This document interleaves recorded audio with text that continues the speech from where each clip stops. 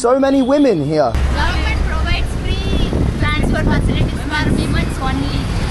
Everywhere in Tamil Nadu, government buses are free for women. Why do they give free travel for women? Women empowerment. Encourage the women financially independent.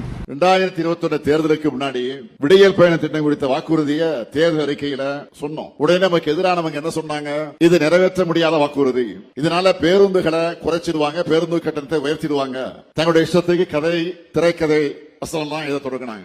ஆனா கடந்த அதிமுக ஆட்சியில தமிழ்நாட்டோட நிதி நிலைமையை பாடுபடுத்தினதையும் மீறி சொன்ன மாதிரி ஆட்சி பொறுப்பேற்ற அன்றைக்கு விடியல் பயணம் திட்டத்துக்கு கையெழுத்து போட்ட கைதான் முத்துவேல் கருணாநிதி ஸ்டாலினுடைய கை.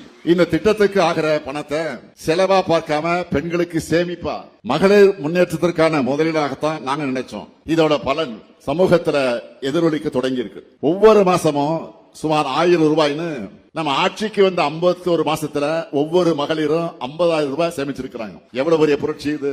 யாராலும் மாற்ற முடியாத, மறுக்க முடியாத சாதனை இது. அதனாலதான் இப்ப செய்திகள்ல பார்த்திருப்பீங்க, இந்த விடியல் பயண திட்டத்தை கர்நாடக மாநிலத்திலே ஆந்திர மாநிலத்திலே நடைமுறைப்படுத்திட்டு இருக்காங்க. இப்போ அதனாலதான் சொல்றோம், நாட்டோட அத்தனை வளர்ச்சி திட்டங்களுக்கும் தமிழ்நாடு தான் முன்னோடி.